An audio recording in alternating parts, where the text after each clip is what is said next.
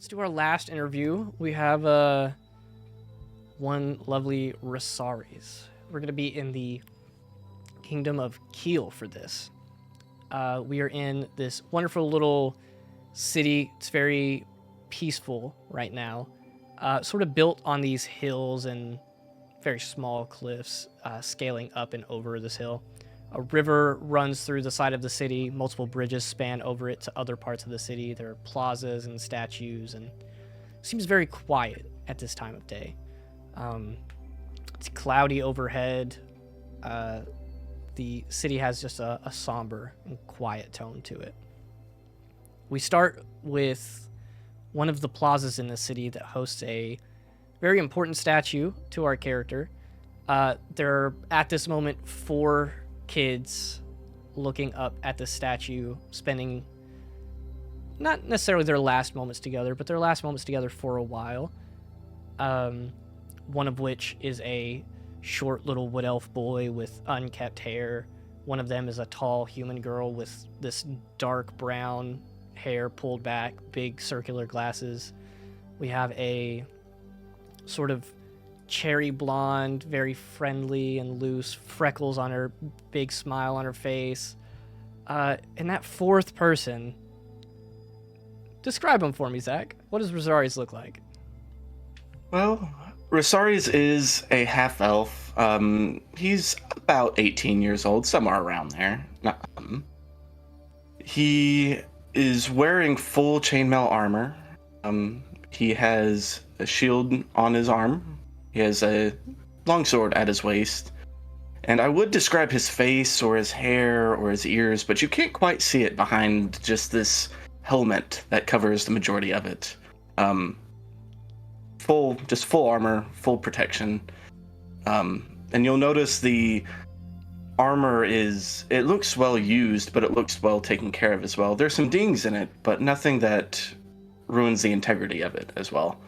And the main thing you'll notice is he's rubbing, as he's looking up at the statue, he's rubbing just his thumb along the top inside part of his shield, just casually listening to the 3 other pups yipping away, sort of being a little annoying, a little matrashi, but that's about it. From where we're looking, we're sort of looking out at this plaza as a whole. You guys are the only ones standing in this area with this statue. This statue stands well over 10 feet tall, probably close to 12 or 13 feet. It's made of this fading gray stone that looks like it hasn't really been taken care of. Just, aged in its time. It's sort of an offshoot of one of these city plazas where a lot of people walk through. There's some businesses. There's some carts set up. So we hear like the faint murmur of the city behind you guys. But as we look at this statue, the faint voices from behind where we're looking of these 4 kids, you hear one person say, "Don't worry, we've got enough gold to pay for travel and some extra. We'll be fine." And then you hear the soft cries as they hug each other, and 2 of them give their quick goodbyes and say, "Maybe we'll see each other next summer, right back at this spot." And our short little wood elf boy and that tall girl with the glasses walk off into the plaza, and we're left looking at our friend Resaries here and the strawberry blonde girl that's sitting there wiping tears from her cheeks as she says, "Oh, he's such an asshole, but I'm gonna miss him." I really feel sorry for Fira. She has her hands full. I think she'll be fine. If anyone can handle that kid, it's her. Yeah, it certainly couldn't be you. You are right. Oh my god, I love him to death. Whew, I don't want to think about it. She turns around and looks back up at the statue and sort of crosses her arms. She just glares at it for a little bit. Not glare, she observes. Some deep thought behind her eyes. I just gently put my hand on her shoulder and say, as much as I would to sit here and stare at the statue with you, it's time to go. She sighs a little bit and she says, "If you put your hand on my shoulder again, I'm going to cut it off." She looks at you and smiles. From behind you guys, as you're sort of looking at each other and at the statue, you hear a very low, almost like it's soft, but it still booms a lot. A very low voice just say, "Goodbyes are so bittersweet." And as you instinctively turn to look, you see a tall Goliath of a man, no pun intended. He has this grayish blue skin. He's got tattoos marking his head and his body. No hair. He stands probably about 8 feet tall. He's very strong features, very muscular. He's got these robes that cover his body to make it, not stand out so much, but you can still tell he's just a massive figure. He stands probably about 15 or 20 feet away from you guys, looking up at the statue, sort of respectfully with his arms behind his back. And his voice just kind of echoes a little bit through this circular chamber where the statue is, as he says, "Goodbyes are so bittersweet." Instinctively, I'm going to put my hand on my sword, not drawing it, hand on it, and step in front of Kata. "Oh, I come from the school, Ura Lumis. I hope you know of it already. You two matched the description I was given for who I was supposed to meet today, but I saw you saying your goodbyes and didn't want to interrupt." We are attending this school, but we did not tell anyone from where we were going or to where we were going about this little detour. How did you know where to find us? Yeah, our director is a master of divination, to put it lightly. He just gives us the instructions for where to go and who to find. I know no of the details. I promise. As a matter of fact, I have the paper here if you want to read it. And he pulls a note out of his pocket that looks like half a page that was torn. He unfolds it and sort of holds it up for you to look at if you want. I'll cautiously get as close as I can, hiding behind my shield, eyes barely peeking over it, and get as close as I can to read it without getting any closer. On it, it doesn't say any names. It just says the physical descriptions of you guys. So, kid in armor, dirty blonde hair, roughly, 5'10", 5'11", 6 foot, in that range? 6 foot. Yeah. Yeah, 6 foot. And then it also says, strawberry blonde girl, freckles, she will be smiling. Accurate descriptions. Accurate. So he shows you the paper and then tucks it back away, and he says, I'm just here to interview you guys. I have some questions to ask you, information about the school to give you. I'll be here to answer any questions you might have, if that's all right. I look back at Kata and then look back at him and nod and lower my shield just a little bit. He continues holding his arms sort of behind his back, but lowers his shoulders, try to make himself seem a little bit smaller. And he says, "Just per the school policy, I'm really only supposed to talk to one of you at a time. I have no preference, but..." And he looks at you, Resaries, and he says, "Ladies first." You will not be talking to her without me. Right. Suppose you're first then. He I suppose so. looks at Kata and he says, "If you don't mind giving us just a little bit of space, just the staircase over there would be fine to stay at." Kata Not out of eyesight. Kata sort of claps you on the shoulder and she says, "I'm gonna go get some food. All those tears sort of made me hungry. I'll be literally right over there. It's fine." And she saunters off, halfway skipping, looks back at you guys, and gives you a thumbs up and a wink.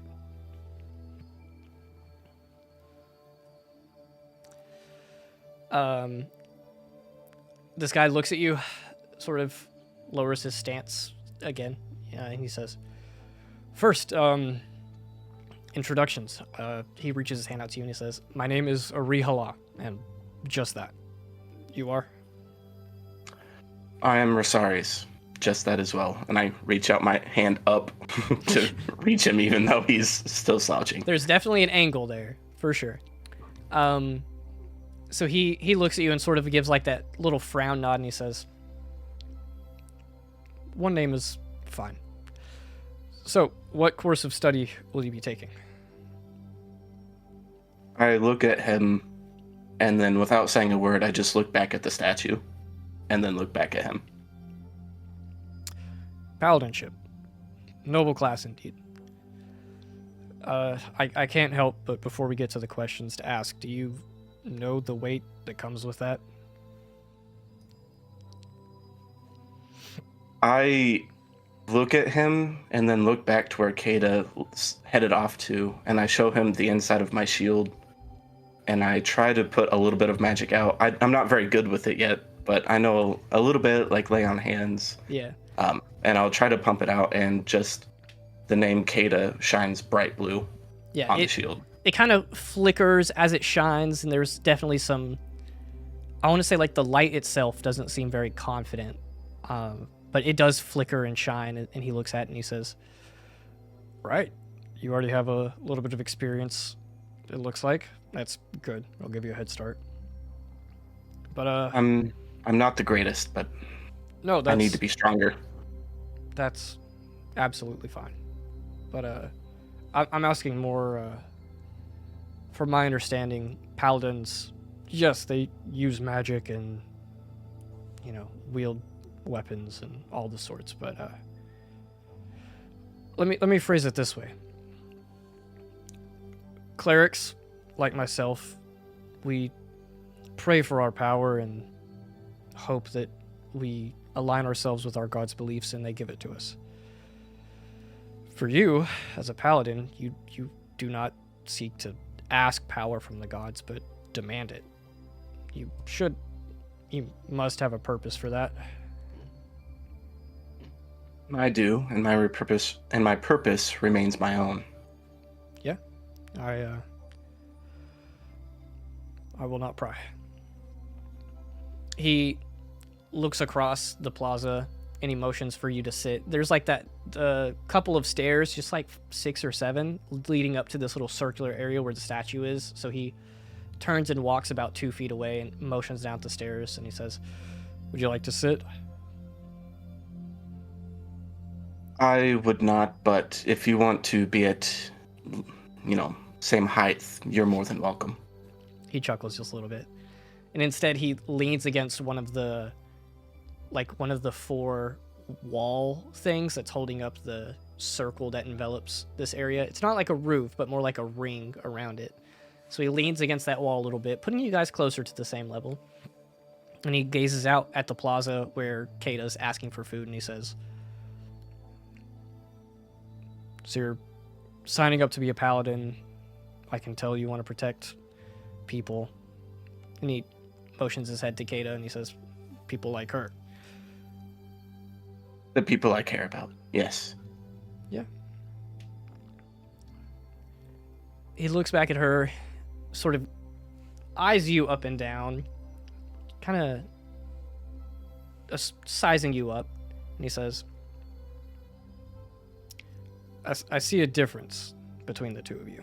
Something burdens you, Paladin." And he pauses for a moment, lets out a little bit of a sigh, and he says, "But whatever that is, we needn't talk of it. Your past is your own. I'd be the last to pry it from you."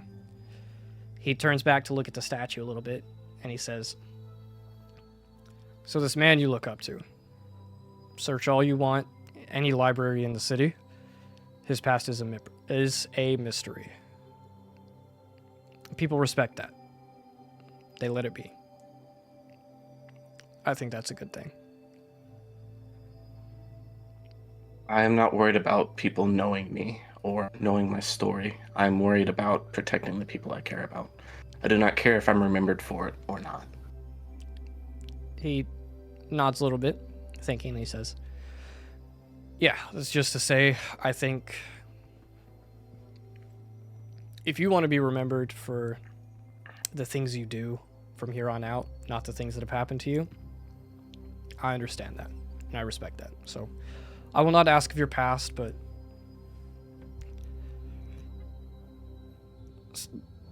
I still must get to know you for this interview. So, I'll let you tell me. What are you like? I am nobody. I am nothing. There's nothing special about me. All I do is train. I must become stronger. That is all I have. He laughs a little bit to himself. And he says, out of my 50 some odd years, I've never met anyone who was no one. You want to protect people, right? Yes, sir. Why? I know the evils this world can commit, including those done by clerics and churchgoers and things like that. I do not want to see those I care about go through such tragedies. Not again. Understood. Well, what do you hope to do at the school? Slay dragons, fight goblins, study, do homework, understand how taxes work. What's the drive there? You could learn to protect people anywhere. Ura Lumis offers a unique experience to where I can both study the sword and study religion, study history, look for themes, look for truths people believe. And it also happened to come at a time where I would be potentially relocated from my home. Understood. In your opinion, do you think that I am worthy of attending the school? Am I strong enough? He uncrosses his arms and sort of leans his back against the wall. Stands up just a little bit and he says, if there's one thing the school has taught me, it's that everyone's worthy to go there. Again, it's not about what's happened to you. It's about what you do from here on out. And I've had multiple of my personal students and some people very close to me who needed that. So yes, to put it bluntly, you're worthy to go to the school. Will I be offered the chance to study more than just the sword, paladin magic, and things like that? Oh, you'll be required to.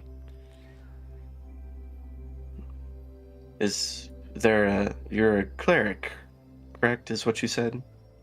Yes, that is my field of study. Are there classes on religion and history? I teach multiple. That's all I need to know about the school then. Great. Well, listen. You'll do great at the school. I'm sure of it. You're definitely going to learn a lot. Just, and he glances back up the statue. Remember why you're learning it. And with that, he shifts his glance over to where Kata is sort of standing there about 40 or 50 feet away from you guys, just out of earshot. Like, eating what are those things called that you get at the fair with like the powdered sugar on it? Looks like a funnel cake. Yeah. This episode sponsored by funnel cakes. She's sitting there like eating a funnel cake and it's getting like smeared all over her face, and she looks back up at you guys and makes eye contact with Ari-Hala, and he looks at you and he says, now, are you gonna let me interview your friend? You seem trustworthy enough, I suppose. Thank you. I'm gonna go the minimum distance away that could be considered out of earshot and just stand there. He hand on the sword, staring at him. He motions for Kata to come up and he says, you're free to follow, just don't eavesdrop. Hi,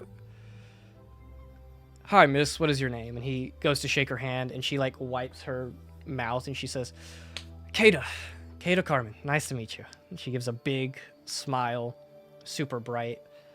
And she says, can we walk and talk? I cannot sit still and think. And Ari-Hala looks at you and he says, that should be fine. You follow along behind them, you know, keeping a respectful distance, not listening into their conversation, but you do notice that as they walk around, you hear Kata like laughing occasionally. You hear them talking. You see her sort of like go deep into thought sometimes and look back up at him. You can sort of read her lips and you hear her say like, I've never thought about that.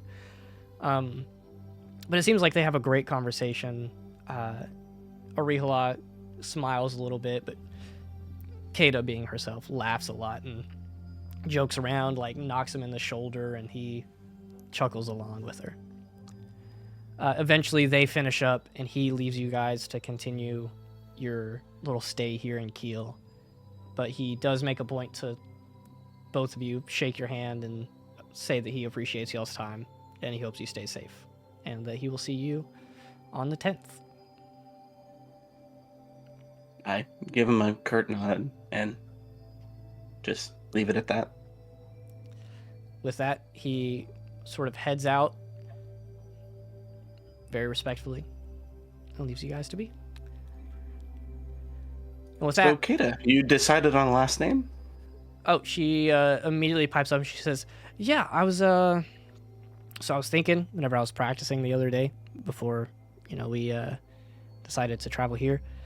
If we're going to the school, I think I might need some sort of alias, I guess, you know, super incognito. But Carmen was super pretty, and it's a music thing. What can I say? It works for you. I'll wait to get my title when I earn one of those. Earn one? Honey, you just gotta take it and grab it. You ain't gotta wait for it to come to you. Perhaps one day you'll give me one, then you'll figure it out for me. You're a little more creative. I know it. Butthead. I wish I could have Arthur here sometimes. Me too. You see her go a little deeper into thought, and she says, all right, let's get ready to go. And she starts walking, waiting for you to follow. And with that, we see the rest of the city quietly going about their business, walking through the different streets of paved roads and gray buildings as our two adventurers begin their trek to the school.